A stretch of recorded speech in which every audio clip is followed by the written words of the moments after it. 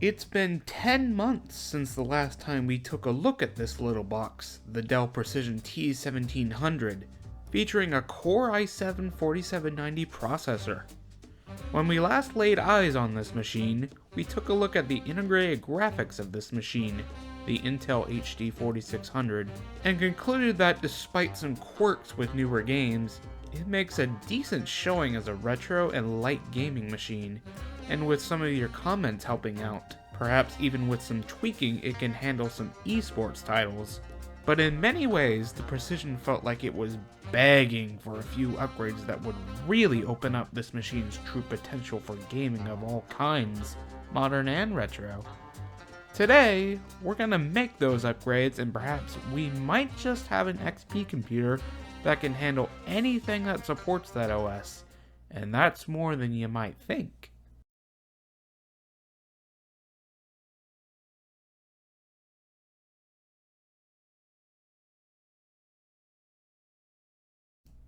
The first thing that you might have noticed since the last Precision T1700 video is that I have upgraded to a Blu-ray drive. And yes, I was finally able to fit in that slot with my main LG WH16NS Blu-ray drive. Firmware flashed to the NS60, of course.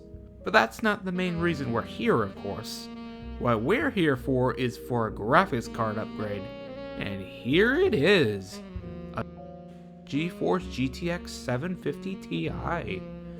While sure, this isn't exactly the ultimate XP graphics card, that honor goes to the GTX 960 officially one generation later, nor even the best choice for this system. I personally used this 1050 Ti when I still daily drove this system myself. It's still one of the best cards around, available for both a card without a power connector and supports Windows XP all around, and can even handle some modern games with a bit of tweaking. But what's good graphics without great sound to accompany it, especially as XP released in the era of EAX enhancements for games? May as well take advantage of this interesting motherboard's lone PCI slot with none other than a Sound Blaster Audigy 2 ZS Platinum. Again, while it's not the best sound card for the job, it still gives us a great deal of support for pretty much every EAX supported title. Unfortunately, due to me currently having an inability to capture sound from this machine at the moment from that sound card, I was not able to get some EAX samples for you today, but there's plenty out there around the web. But as for the last upgrades, some SSDs to make my life easier installing in OSs on this thing. And I've got two of them, one that I harvested from another machine that is 250 gigabytes, and the other being bought for Christmas, which is a 1 terabyte drive. Let's get everything settled in and get some really good benchmarks going. Alright, Windows XP is installed, and once again I am making use of the Delta Edition project for this video, which aims to restore cut content from Windows XP's developmental builds. I've left a project link in the description below. Otherwise, I've been using the latest drivers available for everything, including Daniel_K's Audigy pack for drivers, and the Snappy driver installer for the various chipset drivers on Haswell here, including the HD 4600. By most accounts, everything runs smoothly on this install, so let's get to our benchmarks now, which for the record all are running at full 1080p at max settings. Fraps is also running in the background for some of these games too, for the record. Our first game is Far Cry, the 2004 open world classic and graphical punisher. As you can see, we're running extremely smoothly, no drops or graphical glitches whatsoever. While I tend to struggle a bit in this game, at least I'm doing it with a frame rate of 205 frames per second, which is amazing for this little GPU, albeit from a decade after this game came out. But that's not the only taxing game from that year. Next up is Doom 3, Another perennial benchmark and a great test of the OpenGL capabilities of this card. Running the in-game benchmark yields us an average of 156 frames per second even with 8x anti-aliasing, an unthinkable amount of performance even to machines released 3 to 4 years after the game was released. Great results so far. The last game of 2004 we'll test here is Unreal Tournament 2004. A game that was tragically pulled from digital storefronts right at the end of last year, and it's sad to see a game like this go from there, especially on this hardware. It runs over 200 FPS even in a 32-player deathmatch. Not surprising given the game was famously optimized even back then, but still, the i7-4790 in this machine's a beast as well, crunching through all the operations of the AI. It'll get bigger opportunities to shine later though, but still good times. Moving into the next year is Fear, a game which prominently features Dell computers just like this one, albeit much older of course, and featuring some heavy yet beautiful shading and soft shadows. And running through the benchmarks nets us a 174 FPS average, more than enough to crunch through the game, with its oral and haunting soundscapes really taking a liking to the ology. It's a shame I couldn't get the audio for you folks today. Also in 2005 is Quake 4, which while not as liked as some of the other games in the series, is still a great technical evolution of the id Tech 4 engine, making use of more open landscapes compared to Doom 3. However, there's a bug with the ultra textures. As this card has over 1 GB of VRAM, there's 2 gigs in it, it immediately reverts to the low textures as a fallback. Still, even with the odd texture bug, which I found after benchmarking this, sorry, it was still more than punishing for this machine, as with 8x anti-aliasing, we fluctuate from the 40s to the 70s, with an average of 56 FPS throughout the first level, but without AA it'll go much higher. Into 2006 now, and we've got none other than Need for Speed Carbon, because hey, we needed a racing game somewhere. Now this game gave me trouble for capturing it, as while I was able to get the numbers for the 1280 by 1024 resolution from a race, the footage you are seeing here is at 1024 by 768 due to some quirkiness with that resolution and my capture card. Though I'm not as well experienced with capturing computers with this card, so I still have to work with it. Still, over 100 FPS in races is a great sight to behold. 1 year later, and our next title up is Tomb Raider Anniversary, a fun if somewhat flawed remake to the original Tomb Raider by Crystal Dynamics. It's also a surprisingly scalable title for the era, with its README saying the minimum supported processor is a Pentium 3 at 1.4 GHz, with a GeForce 3 also being supported, which was ancient by 2007. No idea what the performance is like over there, but over here the performance is absolutely sublime, averaging well over 300 FPS at times. Even for a 2007 release, the 750 Ti and the i7-4790 are absolutely crushing it. But the ultimate XP test is yet to, yeah, you already know, here it is.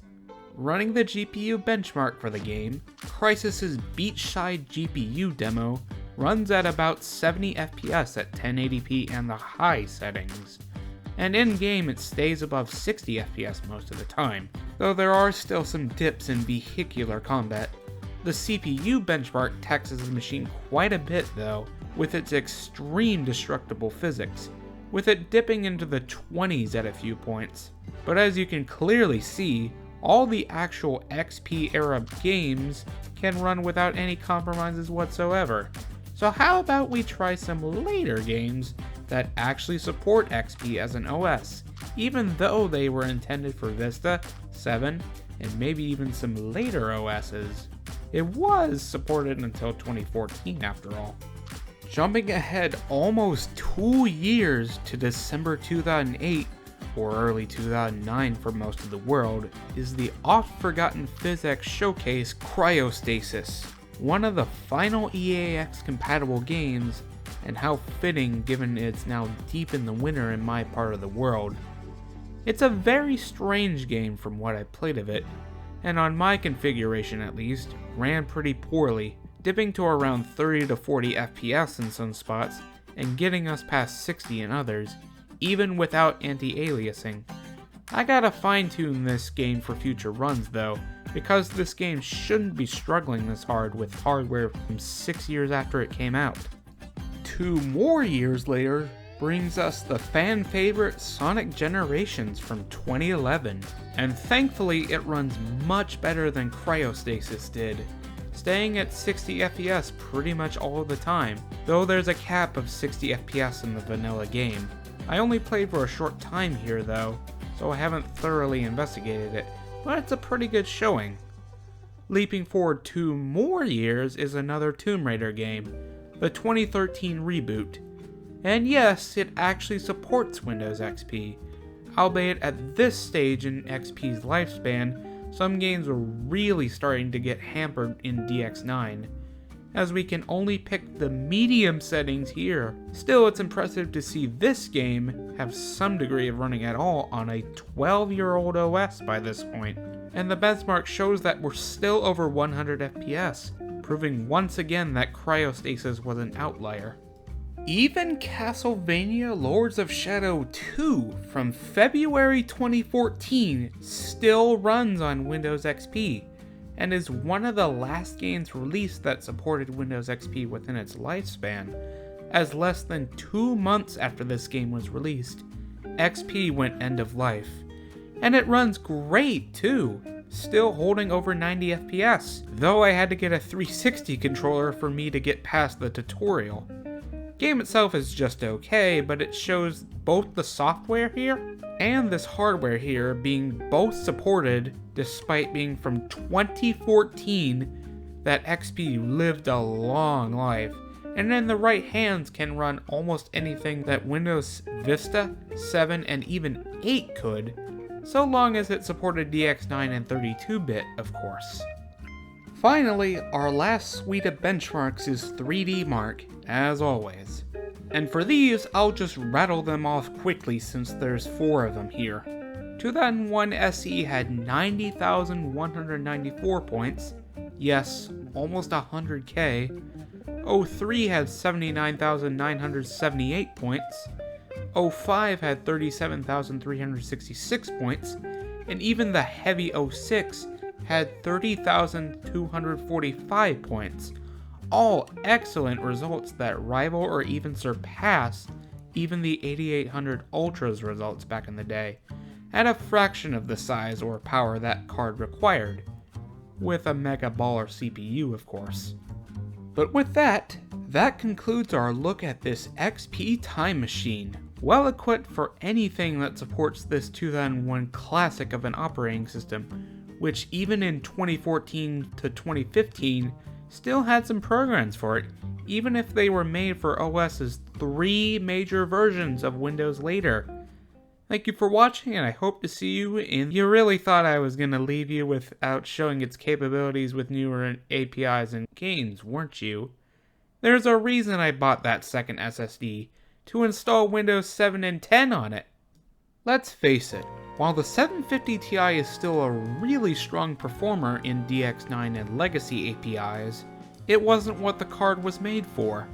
It was made for DX11 gaming, with it also supporting DX12 and Vulkan as a nice bonus from Nvidia. So let's turn to Windows 10 to act out these benchmarks with these newer APIs. Our first target here is the 2013 Tomb Raider again, now fully able to run with the max settings since we now have a DX11 render path. And as you can see, it's way heavier here, with the numbers now plummeting to 40 FPS in the benchmarks. Still, it is a low-end card from 2014, so the fact that it runs this well isn't a bad showing at all. Back into 2014 with the Metro games, more specifically the Redux version of 2033. I had hoped to test the original back in Windows XP as well as in here, given its strong showcase of DX11 effects, but there's a bug with multiple monitor support of that game that wouldn't let me capture it properly on either OS, despite it working just fine on its own off camera on my main monitor, so I had to take it off the benchmarking menu, sadly. Luckily, this Redux version works fine on my capture card, at least if you consider 42 FPS in the benchmark as fine or not. For me it is high settings after all, but your mileage may vary of course. Now moving into 2016 with that year's Doom, a game that came out a few years after this card's release. Another famously optimized title for that era. It runs honestly pretty darn averagely, even with the medium settings. Though this is the point where the 2GB of VRAM is really starting to trip us up, as you'll soon see later. We only get around 40 FPS in the first combat arena, with some stutters and hitching along the way. I bet at 720p it would run smoother, at least in retrospect. But we go from a famously optimized game to a very unoptimized game, in this case, Grand Theft Auto 4. Considered an infamous PC port by many, it's little wonder as this game runs at just 38 FPS average at 1080p, with the 1% and 0.1% lows at 15 and 9 FPS respectively, and many stutters along the way as well.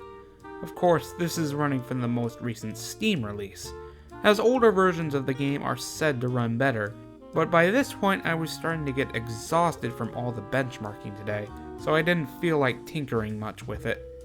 But now let's run the next two versions of 3D Mark from the DX10 and 11 era, with Vantage giving us a score of P24464, and 11 giving us a score of P6237, at least at the 720p mode of the latter. I've captured the 1080p mode of 11 for you as well, which was even slower.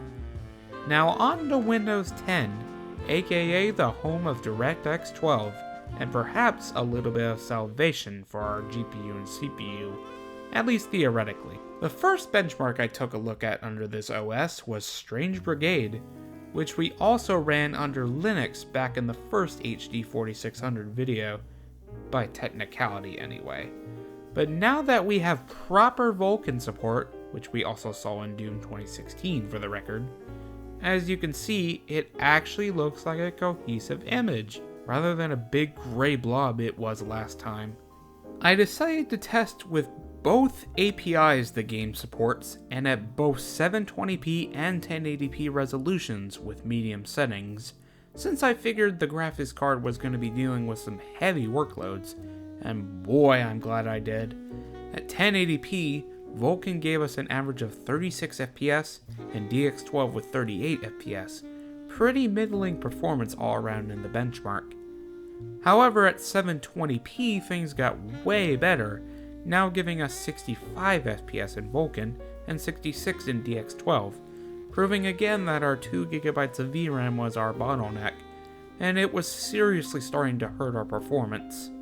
And at long last, we reach our newest game for this adventure of titles, Red Dead Redemption 2 from 2018, or 2019 for PCs. Since I knew this wasn't going to run well by any stretch of the imagination, I gave it the best chance I could, 720p resolution, lowest in-game settings, and the DirectX 12 API. I tested with the benchmark, and wouldn't you know it, it actually worked. Sorta. There's a lot of objects popping in, and even with everything at the lowest, I was still worried about artifacts. Still, it kept going all the way to the end of the benchmark, with an average of 42 FPS and a minimum of 31. Glad to see a title from around 5 years after this hardware was released running on it. And speaking of benchmarks, I just had to try the modern 3D Mark tests to see how it would run on the 750 Ti, knowing it would probably run fairly well on some of the lower end tests. But just like Need for Speed Carbon from earlier, I ran into capture card sync issues, and those were enough to error out the testing. Some of the earlier 3D Marks went through this too, but they recovered eventually. Either way, I only partially got footage of Solarstrike, which ran about as well as expected, and the only test that was able to finish was Time Spy, with only 1542 points total. Skydive and Night Raid both failed to sync properly with my capture card, which again is my fault for not fully understanding its functions. With that out of the way though, I decided to try one more game for fun, the original Unreal Tournament, on Windows 10. I tweaked the game to run at 1080p, and while it's definitely not in its ideal environment whatsoever, I didn't really care anymore. It still averaged around 65 frames per second. Either way, I still had a great time with it after all, and that's what matters most. We have tested 20 years worth of software here, and it crushes a lot of stuff from the 2000s, and even some early 2010s titles as well. As you can see, we've got a really great time machine computer that can handle many programs from the past, and perhaps this could even be my new Windows XP computer. This Precision T1700 can run so many wonderful tasks without breaking a sweat, and perhaps run some other OSs along the way, such as later versions of Windows, or perhaps Linux. That's all for this one, folks. See you in the next one.